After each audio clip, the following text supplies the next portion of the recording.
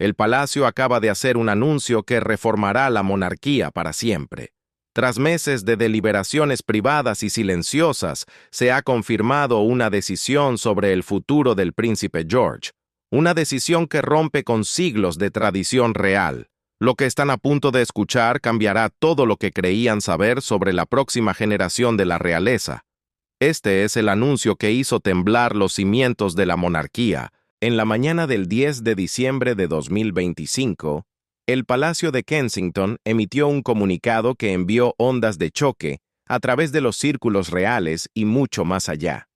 El anuncio, breve pero redactado con sumo cuidado, confirmó lo que los informantes del palacio habían estado susurrando durante meses: una decisión mayor sobre la crianza del príncipe George y su preparación para su futuro papel como rey.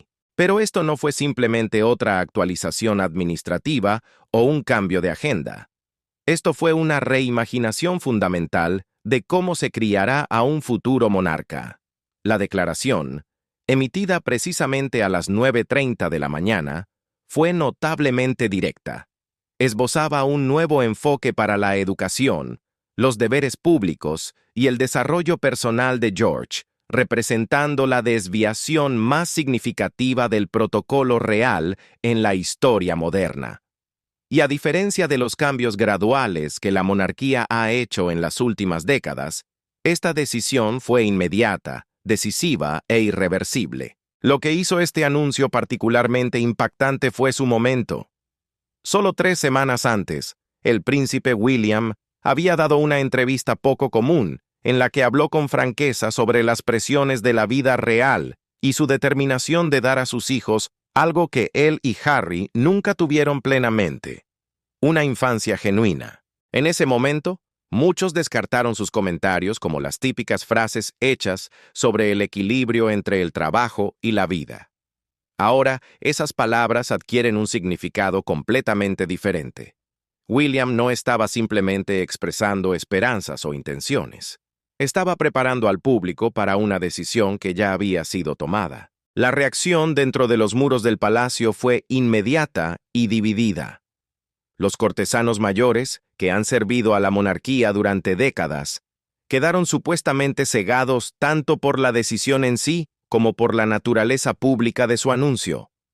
Un ex secretario privado, hablando bajo condición de anonimato, describió el ambiente como uno de pánico silencioso. Se trata de individuos que han dedicado sus carreras a mantener la tradición y el protocolo, y de repente se les pedía supervisar una salida radical de todo lo que conocían. Pero entre la generación más joven del personal real, aquellos contratados por los propios William y Catherine, la respuesta fue marcadamente diferente. Estas son personas que han visto al príncipe y a la princesa de Gales equilibrar cuidadosamente sus deberes públicos con una protección casi feroz sobre la privacidad y el bienestar de sus hijos. Para ellos, esta decisión no fue una sorpresa, sino más bien la culminación natural de años de cuidadosa planificación y consideración. Los medios británicos, mientras tanto, estallaron. A las pocas horas del anuncio, cada periódico importante había publicado múltiples artículos analizando cada palabra de la declaración del palacio. Las cadenas de televisión interrumpieron su programación habitual para una cobertura especial. Los corresponsales reales, que habían pasado años cultivando fuentes, de repente se encontraron luchando por información sobre una decisión que se había mantenido notablemente tranquila hasta su confirmación oficial. ¿Qué había confirmado exactamente el palacio? Los detalles representaban nada menos que una revisión completa de cómo un heredero directo al trono sería preparado para el reinado. Pero más allá de los detalles específicos, lo que hizo este anuncio verdaderamente revolucionario fue lo que representaba: una señal clara de que William y Catherine estaban dispuestos a priorizar la infancia y la salud mental de su hijo sobre siglos de tradición. Fuentes cercanas a la familia de Gales revelan que William y Catherine habían estado discutiendo este camino para George desde antes de que él siquiera comenzara la escuela. Habían consultado con psicólogos infantiles, expertos en educación e incluso habían contactado en privado a otras familias reales europeas que han modernizado con éxito sus enfoques para criar a futuros monarcas. Habían estudiado las infancias de herederos anteriores, identificando qué funcionaba y, lo más importante, qué infligía un daño duradero. Y ahora, tras años de preparación y planificación, habían hecho pública su elección. El palacio había confirmado una decisión que reformaría no solo la vida de George, sino potencialmente el futuro de la propia monarquía británica. No habría vuelta atrás. Las viejas costumbres, los protocolos rígidos, la exposición pública temprana, el peso de la expectativa colocado sobre los hombros de un niño. Todo estaba siendo abandonado consciente y deliberadamente. El anuncio fue breve, pero sus implicaciones eran enormes, y mientras la noticia se extendía por el Reino Unido y alrededor del mundo, una sola pregunta dominaba cada conversación. ¿Qué decidieron exactamente William y Catherine para su hijo? Y lo más importante, ¿funcionará? ¿Qué fue lo que el palacio confirmó realmente detrás de las puertas cerradas? La declaración oficial, aunque redactada con una diplomacia cuidadosa y medida, contenía varias confirmaciones específicas.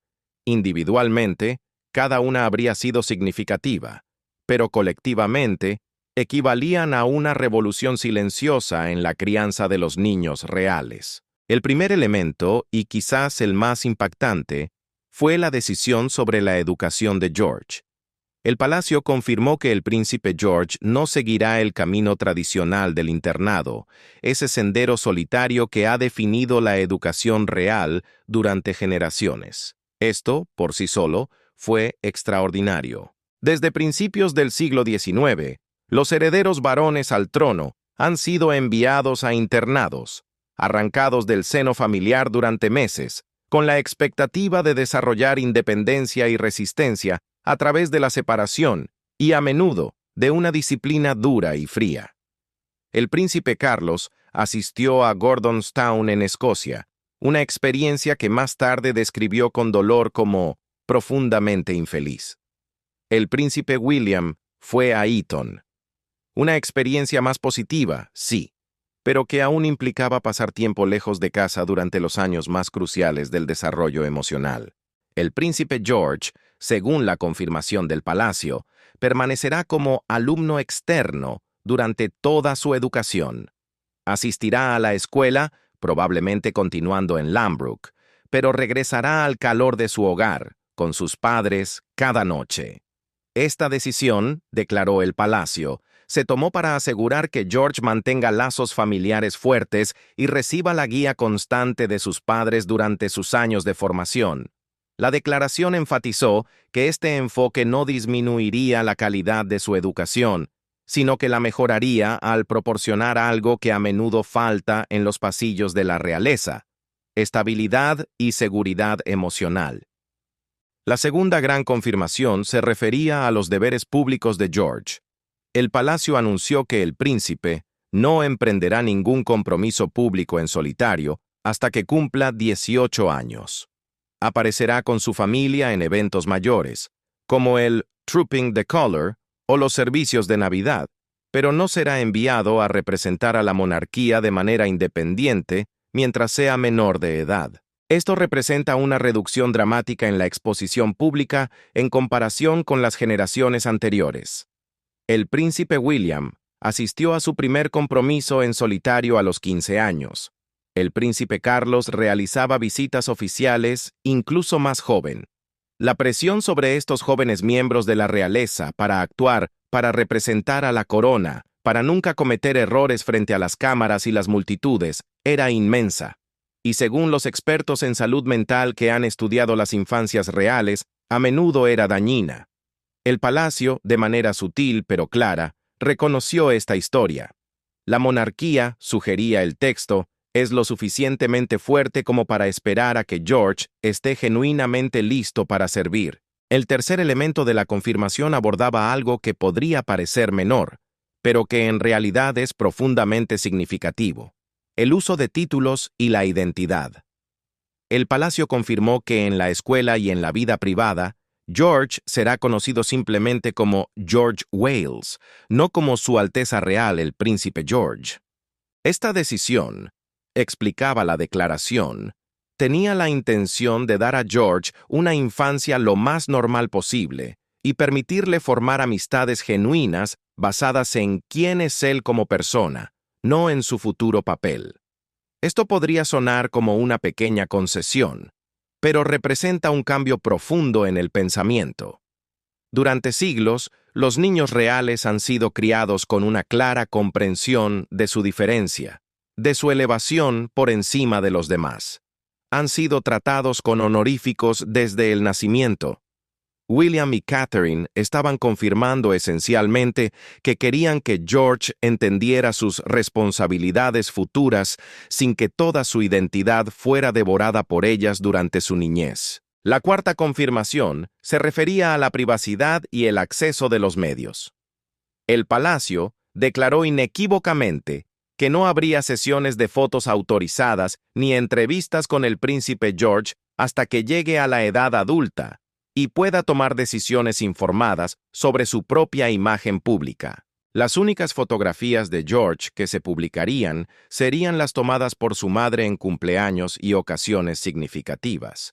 Se esperaría que los medios respetaran este límite, con la amenaza implícita de acciones legales para aquellos que no lo hicieran. Este era William trazando una línea dura, una línea dibujada con la tinta de sus propias experiencias traumáticas, con la intrusión mediática durante su infancia y la pérdida de su madre. En efecto, estaba usando su posición para proteger a su hijo del escrutinio implacable que había definido sus propios primeros años. Y al hacer de esto una confirmación oficial del palacio, en lugar de solo una solicitud privada, estaba poniendo todo el peso de la institución detrás de esta protección. Finalmente, y tal vez lo más intrigante de todo, el palacio confirmó el último pilar de este plan maestro, la educación constitucional del príncipe George. Se confirmó que el joven príncipe recibirá sesiones informativas privadas y regulares sobre su futuro papel y su posición constitucional. Pero la gran diferencia radica en el quién. Estas lecciones no serán impartidas por cortesanos de rostro serio ni por funcionarios del gobierno, sino por sus propios padres, y serán, ante todo, apropiadas para su edad. William y Catherine han tomado el control directo de cómo y cuándo su hijo aprenderá sobre su destino. Serán ellos, con la voz del amor y no del deber, quienes expliquen el peso de la corona, las responsabilidades que se avecinan y las expectativas que el mundo pondrá sobre él. Y lo harán gradualmente, con cuidado, de una manera que permita a George procesar y comprender su vida, en lugar de simplemente ser informado y obligado a aceptar un destino. La declaración del palacio concluyó con un párrafo que muchos analistas vieron como la clave para entender toda esta decisión. Decía, el príncipe y la princesa de Gales creen que una base sólida en la infancia, construida sobre la estabilidad familiar, una educación genuina y el bienestar personal, preparará mejor al príncipe George para su futuro servicio a la nación que cualquier cantidad de exposición pública temprana o la adhesión a protocolos obsoletos. Ahí estaba, el rechazo explícito y valiente de la tradición en favor de lo que la investigación moderna sobre el desarrollo infantil sugiere que realmente produce adultos sanos y capaces. La monarquía estaba evolucionando y el príncipe George iba a ser criado según la comprensión moderna de la psicología infantil, no según costumbres de hace siglos. La pregunta que quedaba en el aire era si esto crearía un rey más fuerte o si socavaría la mística que ha sostenido a la corona durante tanto tiempo. Esta decisión no surgió de reuniones de comité ni de consultas constitucionales frías. Vino directamente del corazón del príncipe William y de Catherine, la princesa de Gales.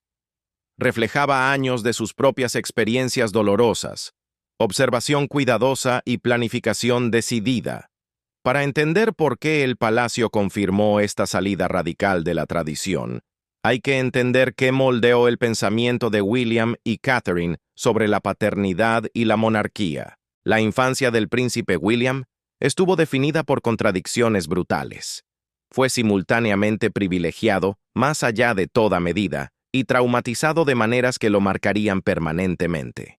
Perdió a su madre, la princesa Diana, a la tierna edad de 15 años, en circunstancias que involucraron una persecución mediática implacable y un espectáculo público desgarrador.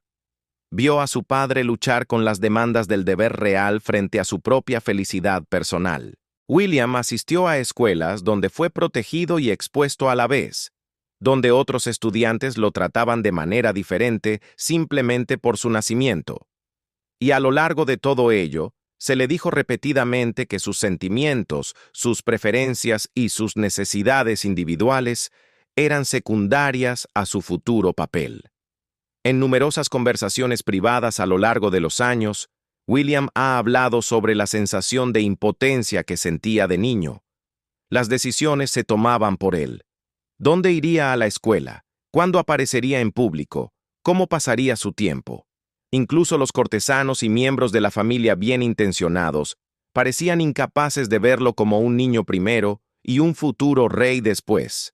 Todo se filtraba a través de la lente de su destino, y su presente real a menudo se sacrificaba por un futuro que parecía imposiblemente distante y, sin embargo, asfixiantemente inevitable. Catherine llegó a la familia real como una forastera, lo que le dio una perspectiva que a William a veces le faltaba. Ella había crecido en una familia unida y solidaria, donde se animaba a los niños a expresarse, a cometer errores y a desarrollarse a su propio ritmo. Sus padres, Carol y Michael Middleton, tuvieron éxito, pero no estaban obsesionados con el estatus o la tradición vacía. Estaban enfocados en la felicidad y el bienestar de sus hijos. Y cuando Catherine entró en la vida real, vio cuán diferente era ese enfoque de cómo se criaba típicamente a los miembros de la realeza. Durante su noviazgo y los primeros años de su matrimonio, William y Catherine tuvieron extensas y profundas conversaciones sobre qué tipo de padres querían ser. Estas no eran charlas casuales, sino discusiones serias, a veces difíciles, sobre cómo equilibrar el deber real con una vida familiar genuina. William le contaba a Catherine historias de su infancia, algunas divertidas, muchas tristes, y ella le hacía preguntas directas y penetrantes. ¿Eso te hizo feliz? ¿Eso te ayudó? Mirando hacia atrás, ¿elegirías eso para nuestros hijos? El nacimiento del príncipe George en julio de 2013 forzó estas discusiones abstractas hacia una realidad concreta. De repente, tenían un hijo que algún día sería rey, y cada decisión que tomaran sobre su crianza sería escrutada y potencialmente desafiada por una institución que tenía ideas muy fijas sobre cómo deben criarse los herederos reales. Pero William y Catherine estaban decididos a no ceder simplemente ante la tradición. Querían ser padres reales, en el sentido humano de la palabra, no solo padres de la realeza. En los primeros años, tomaron decisiones pequeñas pero significativas que señalaron sus intenciones. Contrataron a su propio personal en lugar de aceptar las recomendaciones del palacio. Eligieron su residencia primero en Anglesey, luego en el Palacio de Kensington y finalmente en Adelaide Cottage, basándose en lo que daría a sus hijos la vida más normal posible, no en lo que sería más conveniente para los deberes oficiales. Estaban construyendo, ladrillo a ladrillo, un muro de normalidad alrededor de su hijo. Limitaron el acceso a los niños. Levantaron un muro de protección incluso frente a miembros de la familia bien intencionados, estableciendo límites que algunos en la realeza encontraron desconcertantes, pero en los que William y Catherine insistieron con una firmeza inquebrantable. Catherine, en particular, fue la fuerza motriz detrás de un enfoque revolucionario, la crianza basada en la evidencia. No se involucró con organizaciones benéficas de desarrollo infantil solo para cortar cintas o sonreír para las fotos. Lo hizo como alguien genuinamente sedienta de conocimiento. Habló con psicólogos sobre el trauma infantil, con educadores sobre cómo aprenden los niños, con expertos en salud mental sobre cómo construir un espíritu fuerte. y cada dato, cada conversación, reforzaba su instinto maternal. El enfoque real tradicional, esa famosa rigidez emocional británica, la separación temprana y la actuación pública constante, estaba fundamentalmente equivocado. William, mientras tanto, libraba su propia batalla silenciosa. Estaba procesando su propio trauma a través de la terapia y la reflexión honesta. Habló públicamente sobre sus luchas con la salud mental, sobre los años que pasó negándose a enfrentar el dolor por la muerte de su madre, sobre el peaje emocional que el deber real le había cobrado. Y a medida que sanaba sus propias heridas, se convenció cada vez más de una verdad absoluta. George no tendría que soportar lo que él soportó. Su hijo tendría terapia disponible desde joven si la necesitaba. A su hijo se le permitiría expresar emociones. Su hijo sabría, en lo más profundo de su ser, que ser una persona era más importante que ser un príncipe. La decisión de mantener a George cerca, de limitar su exposición, de darle una infancia que se pareciera lo más posible a la normalidad, nació de esta convicción compartida.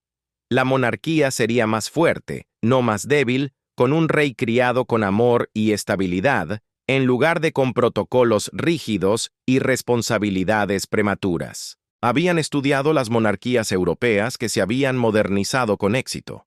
Habían visto que las familias reales de Holanda, Suecia y Noruega habían producido herederos equilibrados al priorizar el bienestar infantil sobre la tradición ciega. Pero también sabían que la monarquía británica era diferente, más antigua, más pesada, más resistente al cambio. Sabían que sus decisiones serían criticadas por personas que creían, erróneamente, que el sacrificio y el sufrimiento eran de alguna manera necesarios para forjar a un monarca adecuado. Sabían que los miembros mayores de la realeza podrían resistirse, que los cortesanos advertirían de consecuencias terribles, que los medios cuestionarían si estaban siendo demasiado blandos. Y, sin embargo, persistieron, porque para William y Catherine esto no se trataba solo del príncipe George.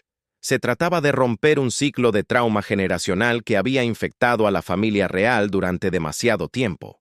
Se trataba de crear un nuevo modelo, uno donde las personas que llevan la corona sean seres humanos emocionalmente sanos, que eligen el deber desde la fortaleza del carácter, y no desde una obligación nacida del condicionamiento infantil. La confirmación del palacio fue, en muchos sentidos, William y Catherine poniendo su visión por escrito, haciéndola oficial, asegurándose de que no pudiera ser revertida fácilmente por futuros cortesanos. Estaban usando su poder para proteger a su hijo de maneras en que ellos nunca fueron protegidos. Y estaban apostando a que una monarquía arraigada en la conexión humana genuina resonaría más con el público británico que una basada en nociones obsoletas de excepcionalismo real. Fue una apuesta arriesgada, pero una que estaban dispuestos a tomar, porque la alternativa, criar a George de la manera en que William había sido criado, era simplemente inaceptable para ellos. Para apreciar completamente cuán revolucionaria es realmente la confirmación del palacio, es necesario entender qué es lo que William y Catherine están rechazando. El enfoque tradicional para criar a los herederos reales no tiene solo unas pocas décadas. Se remonta a siglos atrás y fue construido sobre suposiciones sobre el liderazgo y el deber que parecen casi crueles bajo los estándares modernos. Durante la mayor parte de la historia real británica, los herederos al trono no fueron criados por sus padres en ningún sentido significativo. Eran entregados al cuidado de gobernantas, tutores y cortesanos desde la infancia. La lógica era fría y directa. Estos niños pertenecen a la nación, no a sus familias. El apego emocional a los padres se veía como potencialmente problemático, una debilidad que podría hacer al futuro monarca demasiado blando. El rey Jorge III, que reinó a finales del siglo XVIII, apenas conocía a sus propios hijos. Los veía ocasionalmente de manera formal, pero su crianza estaba totalmente gestionada por el personal doméstico según horarios rígidos. La reina Victoria, a pesar de ser madre de 9 hijos, Mantuvo una distancia similar, particularmente con su hijo mayor, el futuro rey Eduardo VII. Ella lo encontraba decepcionante. Se lo decía con frecuencia y se aseguraba de que su educación fuera rigurosa hasta el punto del castigo, esperando corregir lo que ella veía como fallas de carácter. Esta es la sombra de la historia de la que William y Catherine están tratando desesperadamente de escapar. Este patrón de crianza, frío y distante, continuó hasta bien entrado el siglo XX, dejando un rastro de cicatrices invisibles. El rey Jorge VI, padre de la reina Isabel II, era un niño tímido y sensible que desarrolló una tartamudez grave y dolorosa. Esta no fue una casualidad genética, sino en parte el resultado del trato duro que recibió de sus tutores y la presión aplastante impuesta por su padre, el rey Jorge V. El viejo rey creía firmemente que la dureza y la disciplina eran esenciales para los niños reales. Para él, la ternura era una debilidad. Mostraba poco calor o afecto hacia sus hijos. El joven Jorge, el futuro rey, se quedó con heridas emocionales que afectaron su voz y su confianza a lo largo de toda su vida. Incluso la propia reina Isabel II, a pesar de ser, según muchos relatos, una madre devota en su corazón, crió a sus hijos siguiendo el estricto protocolo real que priorizaba el deber sagrado sobre la cercanía emocional. Es tristemente famoso que el príncipe Carlos recibió poco afecto físico de su madre, quien a menudo estaba ausente en giras reales durante su infancia. Hay una imagen que resume esta distancia. Cuando ella regresaba de meses en el extranjero, saludaba a su pequeño hijo con un apretón de manos formal en lugar de un abrazo materno. Esto no era porque no lo amara, sino porque había sido criada en un sistema que equiparaba la reserva emocional con la fuerza y la propiedad real. Y luego estaba el asunto de la educación. Durante generaciones, los niños reales fueron enviados a internados, a menudo elegidos específicamente por sus condiciones espartanas y duras. La idea era simple pero brutal. La privación y la dificultad construirían el carácter. La experiencia del príncipe Carlos en Gordonstoun fue particularmente notoria. Fue intimidado, se sintió miserable y vivió aislado. Pero cuando se quejó a sus padres, buscando consuelo, se le dijo que aguantara. Su padre, el príncipe Felipe, había asistido a Gordonstoun y había prosperado allí, y no podía entender por qué Carlos luchaba. La posibilidad de que diferentes niños pudieran necesitar diferentes entornos para florecer no se consideraba seriamente. El plan de estudios para los herederos reales también era altamente específico y limitado. Aprendían historia constitucional, estrategia militar, idiomas y etiqueta, pero recibían poca o ninguna educación en temas que pudieran desarrollar la inteligencia emocional, la creatividad o el pensamiento crítico. El objetivo era producir una máquina eficiente que pudiera cumplir con las funciones ceremoniales y constitucionales de la monarquía, no necesariamente a alguien que fuera feliz o pleno como ser humano. Los deberes públicos también comenzaban demasiado jóvenes. El príncipe Carlos asistió a su primer compromiso público oficial a los 5 años. El príncipe William realizaba paseos y estrechaba manos con extraños mientras todavía estaba en la escuela primaria. Se esperaba que estos niños actuaran, que representaran a la corona, que nunca mostraran frustración, fatiga o cualquier emoción infantil normal en público.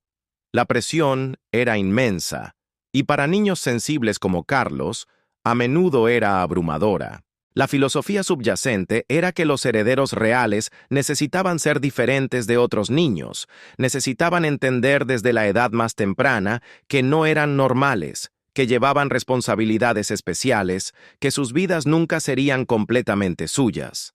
La infancia se veía como un tiempo de preparación para el trabajo, no para el juego, la exploración o el tipo de desarrollo despreocupado que otros niños daban por sentado. Pero este enfoque tuvo consecuencias devastadoras. Múltiples generaciones de la realeza emergieron de estas infancias con dificultades emocionales significativas. Lucharon en sus matrimonios, tuvieron relaciones complicadas con sus propios hijos y a menudo parecían incapaces de experimentar una felicidad o plenitud genuina. El famoso labio superior rígido, la capacidad de no mostrar emociones, y el sentido del deber mantuvieron la institución funcionando, pero a un costo personal tremendo para los individuos involucrados. A finales del siglo XX, estos costos se volvieron imposibles de ignorar. La princesa Diana habló abiertamente sobre la frialdad de la vida real y cómo había contribuido a sus luchas de salud mental.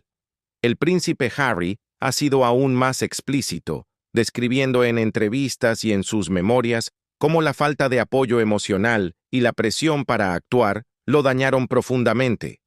Y el príncipe William, aunque más medido en sus comentarios públicos, ha dejado claro a través de sus acciones que cree que las viejas costumbres estaban fundamentalmente equivocadas. La confirmación del palacio sobre la crianza del príncipe George es un repudio directo y valiente de toda esta tradición. William y Catherine están diciendo, en efecto, que el enfoque histórico estaba equivocado, que los niños necesitan amor, estabilidad y una crianza genuina más de lo que necesitan un entrenamiento temprano en el deber y el protocolo. Que un niño feliz y equilibrado se convertirá en un mejor monarca que uno que ha sido endurecido a través de la privación y la distancia emocional. Esto no es un ajuste menor o una pequeña modernización cosmética. Este es un rechazo total de siglos de filosofía de crianza real y se basa en algo que la monarquía rara vez ha permitido que influya en sus decisiones. La evidencia contemporánea sobre lo que los niños realmente necesitan para prosperar. William y Catherine están apostando a que la investigación tiene razón, que los psicólogos y educadores saben más que siglos de tradición polvorienta. Están eligiendo el bienestar de su hijo sobre el precedente institucional. El riesgo, por supuesto, es que se equivoquen, pero es un riesgo que toman por amor. Existe un argumento inquietante que flota en el aire, una sombra sobre la decisión de los príncipes de Gales. Los críticos susurran, y a veces gritan, que los viejos métodos, por crueles que parezcan hoy, tenían un propósito. Dicen que el sufrimiento era el fuego que templaba el acero del monarca. Argumentan que, al darle a George una infancia normal, sus padres podrían estar fallando en la tarea más importante, prepararlo para una vida que será extraordinariamente anormal. Dicen que William y Catherine están siendo ingenuos, que están protegiendo al niño pero desarmando al rey. Pero la pareja real ha llegado a una conclusión diferente y escalofriante. El mayor riesgo no es cambiar, sino seguir igual. Han visto el daño de primera mano. Lo han vivido en su propia piel. Y están decididos, con una firmeza inamovible, a que su hijo no se convierta en otra baja de guerra de un sistema que siempre valoró la institución por encima del ser humano. La confirmación del palacio hace que esa determinación sea oficial, permanente e irreversible. Ya no hay vuelta atrás. El anuncio del palacio aterrizó como una bomba en el panorama mediático británico. En cuestión de horas, la tinta corría como sangre en cada publicación importante, y las redes sociales explotaron en una cacofonía de voces que iban desde el apoyo entusiasta hasta predicciones apocalípticas sobre el fin de la monarquía. La respuesta de los medios se dividió como un mar tormentoso. Los medios progresistas, como The Guardian, alabaron a William y Catherine por su valentía, celebrando que la salud mental finalmente tuviera un lugar en el trono. Escribieron con aprobación sobre cómo la pareja estaba desafiando siglos de protocolo dañino con la ciencia del amor. Sin embargo, desde las torres de marfil de las publicaciones conservadoras, como The Telegraph, emanaba un aire de preocupación y escepticismo. Un prominente historiador real escribió una advertencia severa. La compasión es admirable, sí, pero la monarquía ha sobrevivido precisamente porque exigía a sus herederos un sacrificio que ninguna otra familia aceptaría. El artículo sugería, con tono grave, que William y Catherine podrían estar confundiendo las tendencias modernas de crianza con la sabiduría eterna de la corona. Y los tabloides, fieles a su naturaleza, buscaban sangre y drama.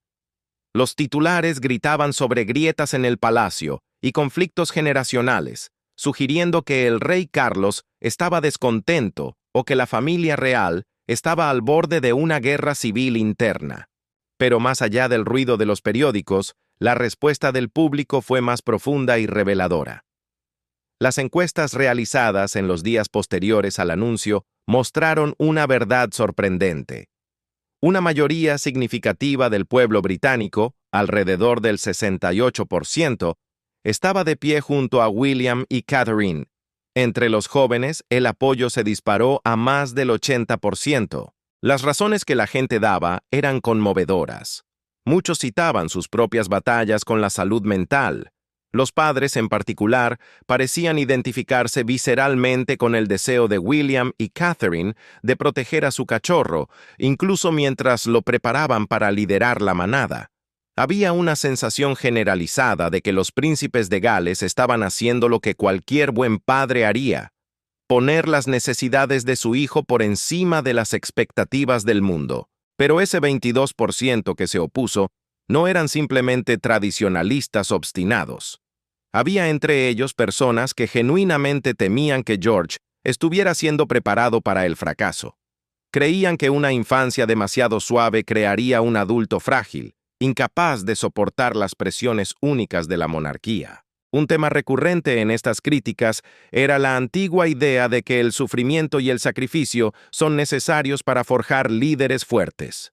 Señalaban a figuras históricas que superaron infancias difíciles para alcanzar la grandeza, sugiriendo que tal vez la dificultad no es algo que deba evitarse, sino el yunque donde se forja el carácter. El contraargumento, que muchas personas nunca se recuperan de infancias traumáticas y que es cruel infligir dificultades deliberadamente a un niño, no parecía resonar con este grupo. Para ellos, el dolor es un maestro necesario.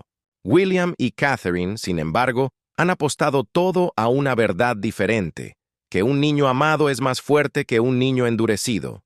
Y ahora, el mundo entero está observando para ver quién tiene razón.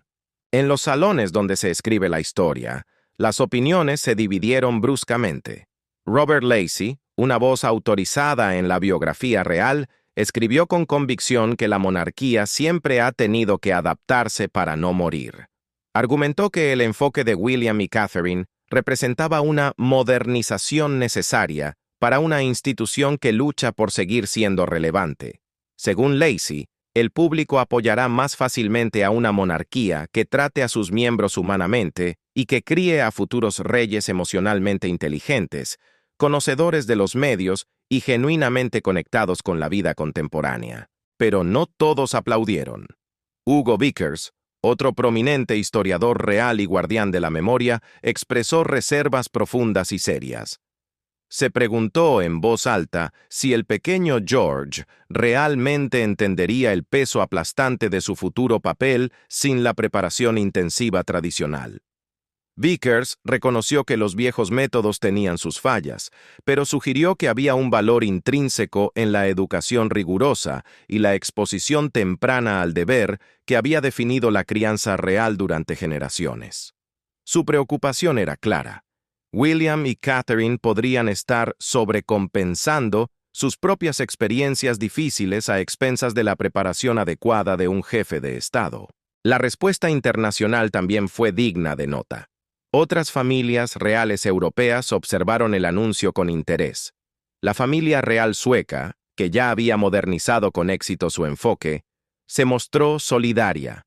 La princesa Victoria de Suecia había criado a sus hijos con un equilibrio similar. La familia real española, lidiando con sus propias presiones, vio la decisión británica como una validación de sus propias reformas graduales. Mientras tanto, las redes sociales se convirtieron en un campo de batalla feroz. Los defensores de la salud mental celebraron lo que vieron como una figura pública importante, priorizando el bienestar emocional. Pero hubo críticos duros, voces afiladas que acusaron al príncipe y a la princesa de Gales de ser demasiado blandos, de estar demasiado influenciados por la cultura terapéutica estadounidense y de estar demasiado dispuestos a abandonar las tradiciones británicas en favor de ideas modernas de moda. Lo que quedó claro a medida que pasaban los días fue que esta decisión tocaba cuestiones fundamentales que se extendían mucho más allá de la familia real. Planteaba preguntas sobre la filosofía de la crianza, sobre cuánto deberíamos priorizar la tradición frente al bienestar individual, y sobre si las instituciones deben cambiar para servir a las personas o si las personas deben sacrificarse en el altar de las instituciones. Para William y Catherine, el ruido exterior no hizo más que endurecer su resolución. En una breve declaración de seguimiento emitida a través del Palacio de Kensington, agradecieron a la gente por su apoyo y reiteraron que su decisión se tomó tras una cuidadosa consideración. Enfatizaron que no estaban rechazando el deber ni la tradición, sino encontrando un camino más saludable. La declaración concluyó con una línea que parecía dirigida directamente a los críticos, una frase que resonará en la historia. Creemos que un futuro rey que ha sido criado con amor, estabilidad y apoyo genuino servirá a la nación mejor que uno que ha sido endurecido por privaciones innecesarias. Fue un mensaje claro. William y Catherine no iban a retroceder. No se cuestionaban a sí mismos y no estaban particularmente preocupados por apaciguar a aquellos que se aferraban a ideas obsoletas. El palacio había confirmado la decisión. Ahora venía la prueba real. La confirmación del palacio sobre la crianza del príncipe George no es solo una decisión de padres. Es una declaración sobre qué tipo de monarquía tendrá Gran Bretaña en la segunda mitad del siglo XXI. Para el propio príncipe George, el impacto inmediato es claro y hermoso. Tendrá una infancia que se asemeja más a la normalidad que la de cualquier heredero directo al trono británico en siglos. Dormirá en su propia cama cada noche. Desayunará con sus padres la mayoría de las mañanas. Llegará a casa de la escuela para una cena familiar, no para ser recibido por tutores y personal doméstico en pasillos vacíos. Tendrá la seguridad de saber que sus padres están presentes, disponibles y priorizando su bienestar por encima del protocolo. Esta estabilidad es exactamente lo que la investigación sobre el desarrollo infantil sugiere que los niños necesitan más durante sus años de formación. Presencia parental constante, apego seguro y la libertad de cometer errores y expresar emociones sin miedo al juicio. William y Catherine están construyendo el carácter de un rey, pero lo están haciendo con los ladrillos del amor y la normalidad. Estos son los ladrillos con los que se construye un alma fuerte, salud emocional y resistencia. George tendrá acceso a todo esto de maneras que ni su padre William, ni su abuelo Charles, ni generaciones de herederos reales antes que ellos pudieron siquiera soñar. Pero no nos equivoquemos. Este regalo viene con un precio. George también llevará una carga única, una que nace precisamente de este amor. Crecerá con el conocimiento de que sus padres rompieron siglos de tradición inquebrantable específicamente por él, y eso no es un peso ligero para llevar sobre los hombros de un joven. George crecerá escuchando historias sobre cómo su crianza fue diferente, revolucionaria y controvertida. Sabrá que la decisión de sus padres fue criticada por algunos como ingenua o irresponsable, y en el silencio de su corazón puede sentir la presión de demostrar que la elección fue correcta, que puede ser al mismo tiempo una persona equilibrada y un monarca eficaz. Es la carga de ser la prueba viviente de un experimento histórico. La decisión inevitablemente dará forma a la relación de George con su papel. Al retrasar sus deberes públicos en solitario hasta los 18 años, William y Catherine le están regalando lo más precioso: tiempo. Tiempo para desarrollar su propio sentido de identidad, separado de su futura posición. No será un actor actuando para las cámaras y las multitudes durante su infancia. Esto significa que tendrá espacio para descubrir quién es como persona antes de abrazar plenamente en quién debe convertirse como rey. Esto podría producir un monarca con un sentido de sí mismo más fuerte y auténtico. alguien que elija el deber después de experimentar la autonomía genuina, en lugar de alguien que nunca conoció nada más que la obligación ciega. Oh, y este es el miedo. Podría crear complicaciones si George llega a resentir las expectativas que eventualmente caerán sobre él. Al darle libertad y normalidad, William y Catherine están asumiendo un riesgo calculado, que George finalmente abrazará su papel voluntariamente en lugar de sentirse atrapado por él. Para los hermanos de George, la princesa Charlotte y el príncipe Louis, las implicaciones son algo diferentes, pero igualmente significativas. Están creciendo en el mismo entorno protector, con el mismo compromiso con las experiencias infantiles normales.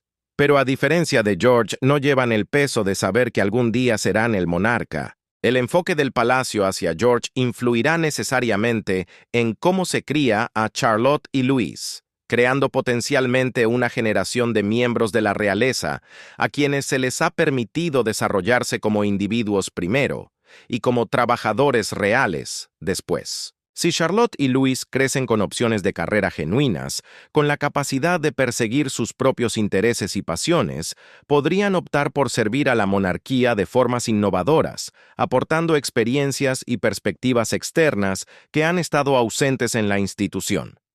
O podrían optar por alejarse de la vida real por completo.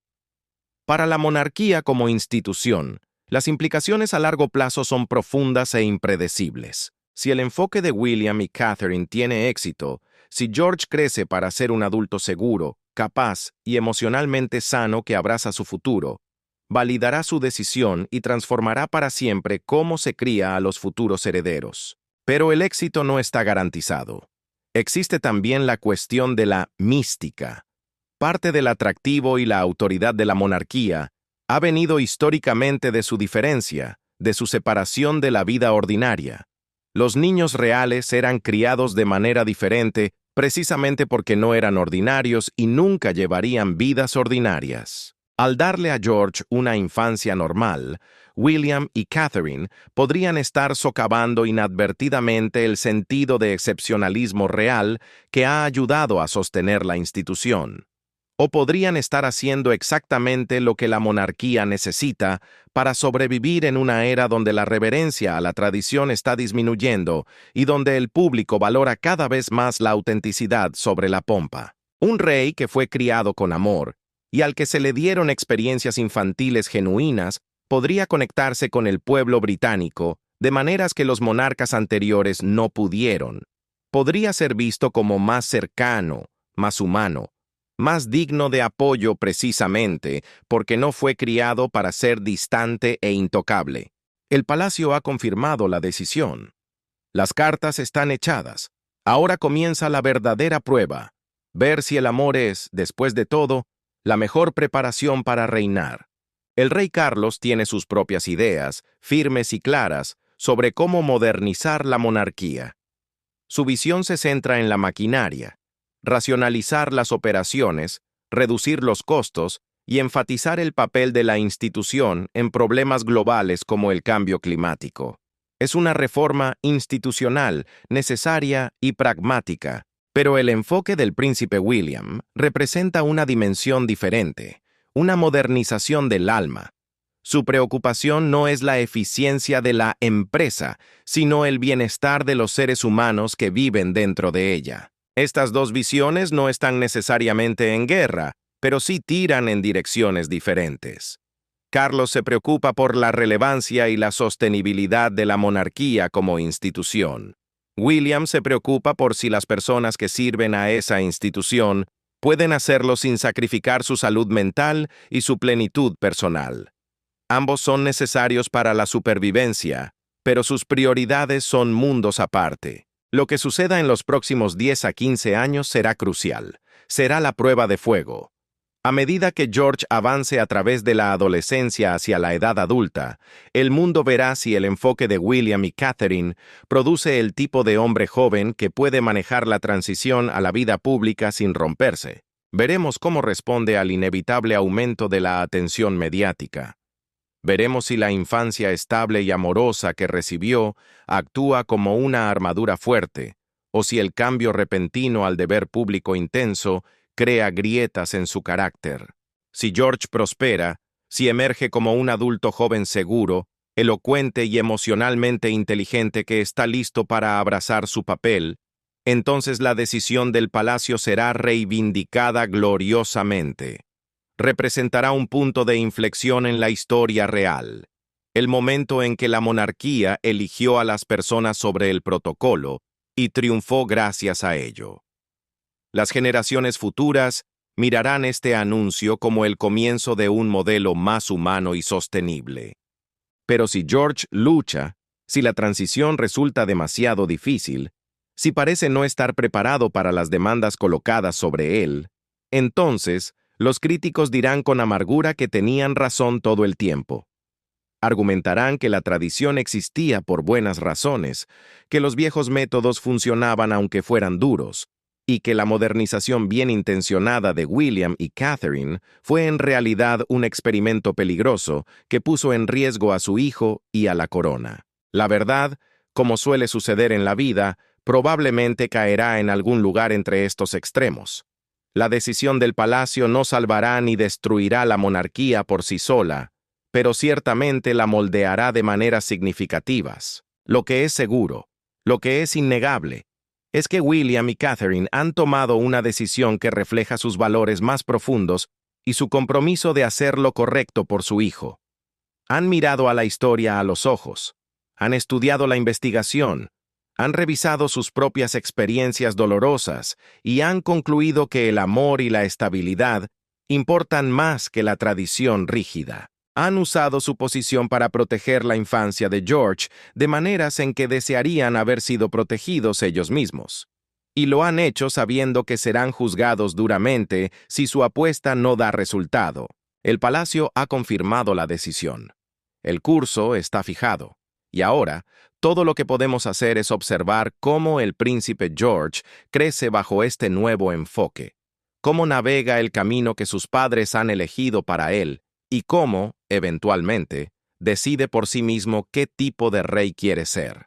El futuro de la monarquía y la vindicación o el rechazo de esta decisión revolucionaria descansa en sus manos, y gracias a la valiente elección de William y Catherine, esas manos habrán sido moldeadas por una infancia llena de más amor, seguridad y normalidad que la que cualquier futuro monarca británico ha conocido jamás en la memoria viva. En la memoria viva, en la memoria viva, en la memoria viva, en la memoria viva, en la memoria viva.